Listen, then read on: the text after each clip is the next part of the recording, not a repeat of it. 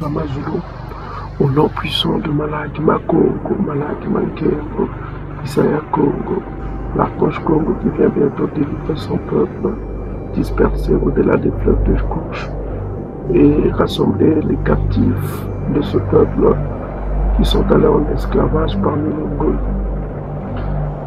Gloire, honneur, puissance au Père, Créateur des cieux et de la terre, à lui seul soit l'honneur, la gloire et la puissance. Donc en ce jour, nous venons encore révéler des choses au peuple dispersé au-delà des peuples de couche et parmi les Mongolis et les peuples bantous captifs. Donc voilà quoi. Nous allons révéler le nom de Nabi Agé, que vous connaissez dans vos Bibles, Agé. Donc dans cette vidéo, elle sera courte, parce que c'est un prophète qui n'a pas beaucoup parlé. Donc on va examiner rapidement le nom du prophète Agé. Et bien aimé, je voulais répondre rapidement à une question qui concerne l'origine du mot Bantou. J'ai lu dans les commentaires le mot Bantou, vous pouvez le trouver dans cette vidéo. Allez voir cette vidéo pour avoir une connaissance du mot Bantou, ce que ça veut dire. Ok, donc on va commencer la vidéo. Maintenant on va voir le prophète Agé. Donc le prophète Agé, qu'est-ce qu'on dit ici? Le prophète Agé, qui signifie festif, hein, qui vient de fête, est le 6e des 12 petits prophètes. J'aime pas le terme petit prophète, je vous l'ai toujours dit, parce que tous les prophètes ont été grands, ok, et ils ont fait ce qui était, ils ont été les porte-parole de l'esprit Congo, ok. L'esprit Congo, quand on dit l'esprit Congo, c'est l'esprit de vérité. On vous le dit dans votre Nouveau Testament, dans multiples versets. L'esprit de vérité, ça veut dire l'esprit Congo.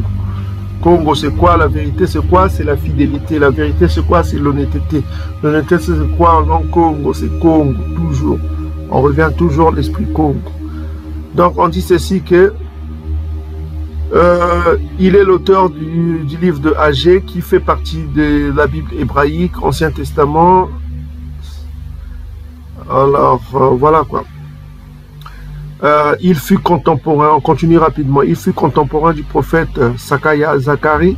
Il est mentionné dans le livre d'Esdras. Ok, dans le livre d'Esdras aussi on parle de lui. Ok, mes frères et sœurs. Ok, donc biographie, on dit ceci. Agé revint, bien aimé dans la post-production, comme toujours, il faut enlever la photo de l'icône édomite là. Ok, avec des cheveux en forme de chevaux là, voilà quoi, il n'avait pas de cheveux en forme de chevaux, il n'était pas édomite, il était un Congo. Donc Agé revint de Babylone avec Zorobabel et prophétisa à Salama, ok, vers 521-520 avant JC, hein, sous le règne du roi de Perse Darius Ier. Donc voilà quoi. Puisqu'après le livre d'Agé, celui-ci prophétise à Salama. Salama, c'est Jérusalem, hein? C'est le nom qui existait. On vous dit Salem, hein? Mais c'est Salama. C'est bien précisé dans les psaumes, c'était pas ça. Jérusalem, ça s'appelait Salama. Ok? Donc voilà quoi, Darius, il encouragea les Yaoundés, les Juifs, Yaoundés, c'est une tribu, à rebâtir le temple. Ok? Et prédisant que le second serait plus illustre que le premier et l'égalerait un jour en gloire. Il rappelle que le temple ne peut conférer la sainteté à un peuple qui commet les actions impures. Donc le temple ne peut pas donner la sainteté à un peuple qui commet des actions impures. La prophétie finale prédit la fin de l'Empire perse après une guerre civile. Ok, donc on parle du prophète Agé, voilà quoi, qui a prêché en son temps. Ok, maintenant quel était son nom? On voit que festif, on va aller rapidement voir son nom dans l'origine de son nom. Donc pour cela, on va prendre tout ça. Alors, H22 92. Donc on voit que ça commence par le Het. Nous avons le Het qui a la forme de K fort, hein. Ça peut être le X, ça peut être Le het, c'est le cas fort, hein, ça vient aussi du mot Congo, voilà quoi. Ça peut avoir plusieurs sens. Le het a plusieurs sens. Le het peut épouser le vav, hein. On a vu avec Ngonda. Ça peut avoir le son du G aussi, hein. Le het. Ok. Et puis on a le gamel. Le gamel a le son du G. Et puis on a le yod à la fin. Le Y. Ok. Donc c'est pourquoi ici on dit kanga, la phonétique quoi. Phoné veut dire, on dit kanga. On prononce kanga, kanga, kanga. Maintenant, qu'est-ce qu'on apprend sur kanga? On prononce kanga. Donc, ce mot, ce nom, on le trouve dans le livre de Agé, on le trouve dans Esdras. Et ça veut dire en fait, ok, en fait, on va voir l'origine de ce mot pour connaître. L'origine c'est kanga, pour connaître son nom. On dit festif, on va voir l'origine. Donc l'origine c'est H2282, l'origine de ce nom. On va voir la racine, hein, la racine de ce nom. Donc ici on dit que ça veut dire fête, festin, ça veut dire pèlerinage, fête de sacrifice. Donc vous avez des fêtes, festin, rassemblement, pèlerinage, fête de sacrifice. Ok? Donc on a le mot kanga. Donc la prononciation c'est kanga. Donc on a le het et le guimel. Le guimel c'est le son de G. Hein? Kang. Kang. Ok, kang. Donc on va voir fête, festin. Bon, on va voir fête, festin. Bon, or la fête c'est quoi? Réunion. On a dit une réunion. C'est une réunion. Hein? Les gens s'unissent quoi. C'est une réunion, c'est la fête, c'est une réunion. La fête c'est quoi? Ça veut dire aussi quoi? Ça veut dire une alliance. Ok? La fête c'est une alliance. La fête c'est une réunion. Donc le mot fête ça veut dire aussi accord. Le mot fête, ça veut dire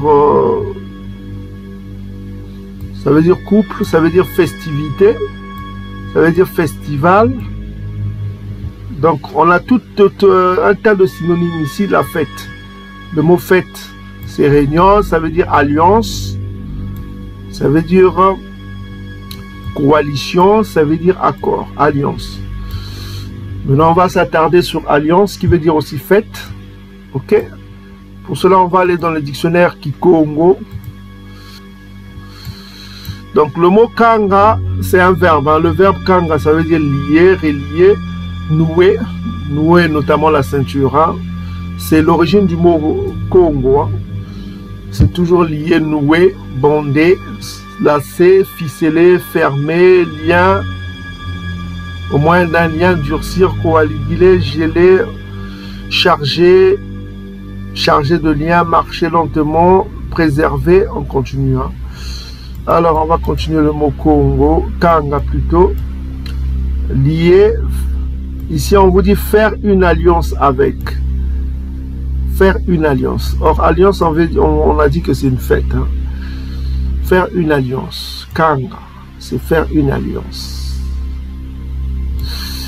Ça me rappelle un mot qui veut dire kangu. Hein. Kangu, c'est l'alliance. Hein. Kangu qui vient de kanga, c'est l'alliance. On va aller voir le mot kangu. Toujours l'alliance qui veut dire fête aussi. On peut étendre la définition, quoi, mes frères. Ok? Donc, kanga, qui veut dire lier, faire une alliance. Donc, kangu, le pluriel, c'est makangu, qui vient de quoi? De kanga, qui veut dire ami, fiancé, amitié, union, convention, accord. Accord, traité, alliance, contrat. Kangu, souvent au Congo, parce que c'est un mot, vous voyez, en hébreu comme en langue Congo, il y a des mots qui sont parfois positifs, qui sont parfois négatifs. Hein. Vous voyez, kangu, quand tu dis makangu, ça peut dire deuxième bureau, quoi, au Congo. Hein. Deuxième bureau, ça veut dire une femme secondaire, quoi. Ok? Une femme secondaire, Makangu, quoi, quand on est infidèle. Mais ici, vous voyez bien que ça veut dire amitié, ça veut dire c'est du côté positif. Parfois, on peut l'utiliser aussi du côté négatif. Makangu, ça veut dire une deuxième femme, quoi. Ok? Donc ici, Kangu, qui vient de Kanga, on apprend que ça veut dire contrat, alliance. Toujours l'alliance. Or, l'alliance, c'est quoi? L'alliance, c'est ce qu'on vient de voir. L'alliance, c'est quoi? L'alliance, ça indique aussi la fête. C'est la réunion, c'est la fête. Ok? L'alliance, ça indique la fête, l'accord. On va le voir. Kangu, Kango, qui vient de Kanga, ça veut dire accord. Ça veut dire contrat, accord. Vous voyez, accord, ça veut dire alliance. Donc, on est toujours, on peut étendre alliance, on peut dire aussi fête, puisque c'est des synonymes. On vient de le voir, les synonymes. Donc, on voit que ce nom-là explique le prophète. Le prophète s'appelait Nabi Kanga. Hein? Nabi Kanga, son nom était Kanga, qui indique juste l'alliance, qui indique la festivité, la fête. Donc on a décrit facilement son nom, le nom de Agé. Son nom n'était pas Agé, c'était Kanga. Kanga qui veut dire alliance, on peut étendre la définition, ça veut dire fête, ça veut dire accord, ça veut dire traité, ça veut dire tout cela, Kanga ou Kangu. Mais en l'occurrence, son nom était Kanga, puisque on voit que son nom finit pas par le vav, ça finit par le yod. Yod qui est en l'occurrence ici, qui est en l'occurrence sourd, parce que c'est la consonne finale. Donc voilà ce qu'on tenait à dire dans cette vidéo. Donc on a décrit le nom de Agé, son nom n'était pas Agé, c'était Kanga. Ok, Kanga qui veut dire fête, fête veut dire accord, fête veut dire quoi? Ça veut dire alliance, ça veut dire alliance, comme en langue Congo, c'est la même chose. Ok mes frères et sœurs, donc soyez bénis partout où vous êtes, peuple du Dieu vivant. Ok, soyez bénis, le Tout-Puissant est vivant, il nous a révélé ce secret, son nom était Kanga. Ok, Kanga, qui veut dire juste alliance, faire une alliance. Hein? Ok, ça veut dire alliance, ça veut dire faire une fête. Alliance veut dire fête, ça veut dire, voilà quoi, on vient de le voir dans les synonymes. Donc, soyez bénis partout où vous êtes, peuple du Dieu vivant, que le Tout-Puissant soit loué, le Dieu de vérité soit loué, soit glorifié. Nous avons révélé le nom de Agé, son nom n'était pas Agé, c'était Kanga. Ok? Donc, on reviendra dans une prochaine vidéo avec plein de révélations. Agé n'était pas Agé, c'était Kanga. Ok? Donc, soyez bénis et salam.